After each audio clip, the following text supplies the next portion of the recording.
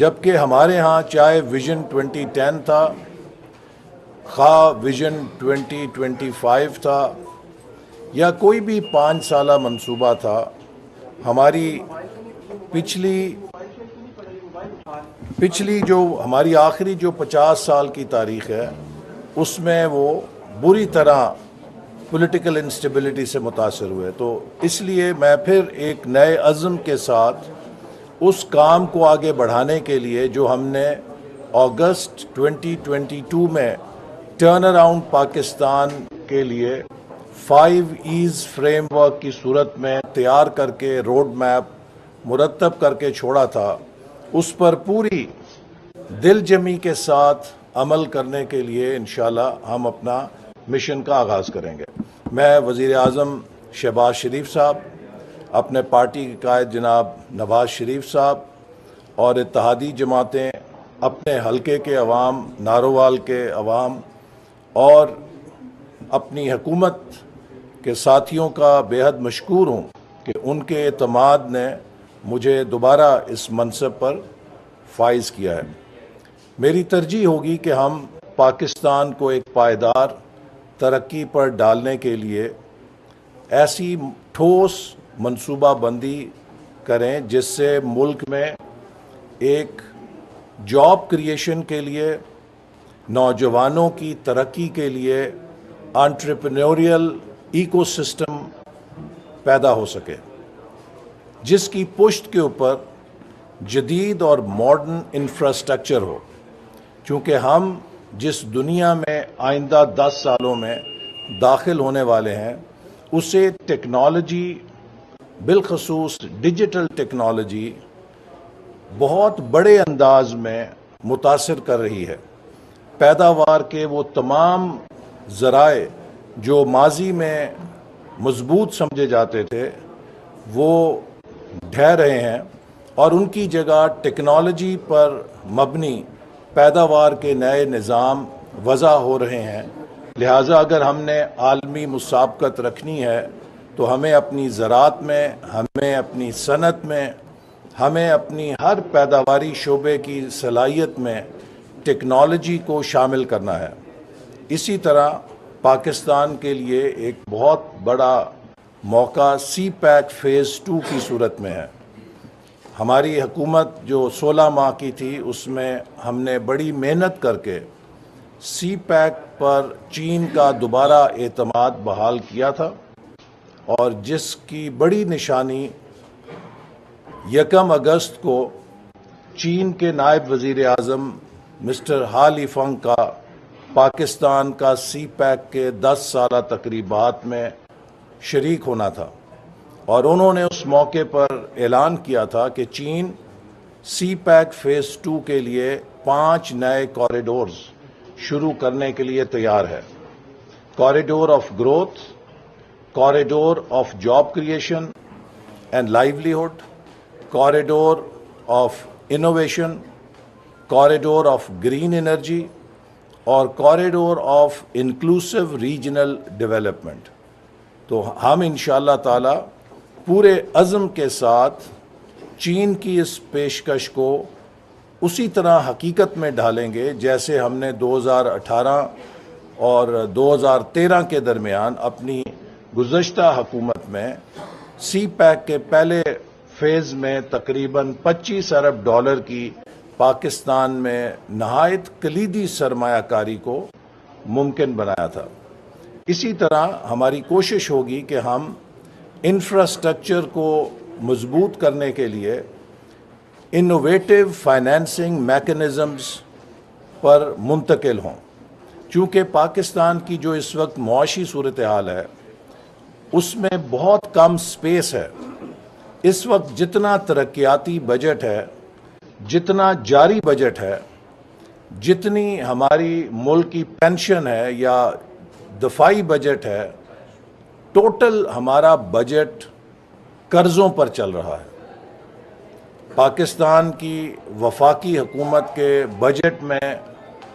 कुल महासिल 7,000 अरब रुपए हैं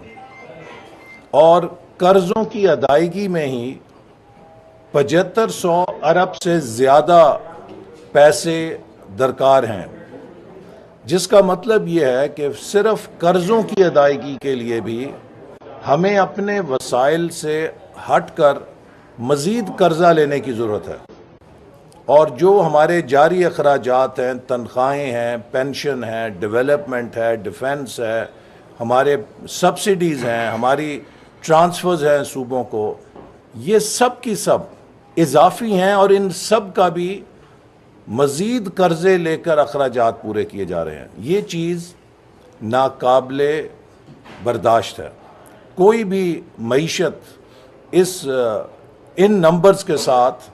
पायदार नहीं हो सकती। लिहाजा हमारा सबसे बड़ा चैलेंज इस वक्त ये है कि हमने वो कर्ज़ों का बोझ जो हम पर 2018 और 2022 में गुज़श्ता हुकूमत डालकर चली गई, जिसमें पाकिस्तान की तारीख़ के 80% कर्ज़े लिए गए और वो पाकिस्तान को कर्ज़ों के दलदल में फेंक कर चले गए अपनी नालायकी और नाअहली से। अब उन कर्ज़ों की अदायगी के लिए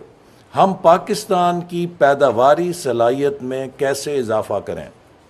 पाकिस्तान का मुस्तकबिल, पाकिस्तान की ज़राअत की पैदावार में इजाफा,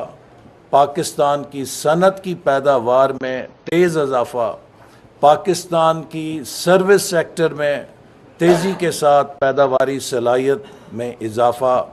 पाकिस्तान की टेक्नोलॉजी और आईटी सेक्टर में सलाहियत में इजाफा, और सबसे बढ़कर जो हमारे 5 E's का बुनियादी पिलर है कि पाकिस्तान को एक एक्सपोर्ट लेड ग्रोथ मईशत में कैसे ढाला जाए। मैं पहले भी ये बात कहता था और अब फिर दोहराऊंगा, हमारे मुस्तकबिल का इन्हिसार इस बात पर है कि हम $30 अरब की एक्सपोर्ट से $100 अरब की एक्सपोर्ट पर क्या 7-8 सालों में पहुंचेंगे या 15 सालों में पहुंचेंगे। हमारी बका इसमें है कि हम ये सफ़र 7-8 सालों में करें, और इसके लिए हुकूमत की तमाम कुव्वत, हुकूमत के तमाम वसाइल, हमें प्राइवेट सेक्टर को मजबूत करने में झोंकना होंगे। और प्राइवेट सेक्टर के लिए भी ज़रूरी है कि हर पाकिस्तान का बिजनेसमैन ब्रीफकेस उठा के सैंपल उसमें डाले और दुनिया की मंडियों में पाकिस्तान के ब्रांड की साख को कायम करे और पाकिस्तान के लिए एक्सपोर्ट के ऑर्डर हासिल करे। चूँकि हमारी सालमियत, खुद मुख्तारी, सलामती, तरक्की, खुशहाली, सब का दारोमदार इसमें है कि हम किस कदर तेज़ी से फ़ॉरेन एक्सचेंज अर्न करने वाली मईशत बनते हैं, चाहे वो एक्सपोर्ट्स के ज़रिए है, चाहे वो फ़ॉरेन डायरेक्ट इन्वेस्टमेंट के ज़रिए है, खा वो रिमिटेंसेस के ज़रिए है। तो हम इंशाअल्लाह ताला कोशिश करेंगे कि प्लानिंग कमीशन जहाँ ये सारे मंसूबे और ये सब पाकिस्तान की तरक्की का जो फौरी तकाज़े हैं उन्हें पूरे करें। इसके साथ साथ जो हमारा एक मिशन है कि लॉन्ग टर्म तरक्की का भी गोल रखें, और इस वक्त मेरे नज़दीक हम पर तारीख़ का सबसे बड़ा चैलेंज ये है कि हम पाकिस्तान को इन 5 सालों में ऐसी बुनियाद फराहम कर दें कि 2047 में जब इस खित्ते में हिंदुस्तान और पाकिस्तान अपनी आज़ादी के 100 साल का जश्न मनाएं, तो हर पाकिस्तानी, हमारा हर आज का पाकिस्तानी नौजवान जो उस वक्त मौजूद होगा, वो सर फ़ख्र से बुलंद करके कह सके कि हमने 100 सालों में शानदार और बेमिसाल तरक्की तय की है। और इसके लिए हम कोलैबोरेशन के अमल पे चलेंगे। मैं समझता हूँ कि अब हुकूमत की सलाहियत बहुत महदूद है, हमें अपने अहदाफ को हासिल करने में प्राइवेट सेक्टर की मदद दरकार होगी। हमें अपने अहदाफ को पूरा करने के लिए एकेडमिक्स से, जो हमारी एकेडमिया है, उनसे मदद दरकार होगी। डेवलपमेंट सेक्टर के जो एक्सपर्ट्स हैं उनसे मदद दरकार होगी। और सबसे बढ़कर ये कि मैं ओवरसीज़ पाकिस्तानीज़ को दावत देता हूँ कि हर वो पाकिस्तानी जिसके पास सलाहियत है और जो पाकिस्तान में डेवलपमेंट के अंदर कंट्रीब्यूट कर सकता है, ministry of planning and development के दरवाजे उसके लिए खुले हैं। आइए, अगर आप एडवाइजरी कैपेसिटी में अपनी खिदमात पेश करना चाहते हैं तो हमारे साथ शरीक हों।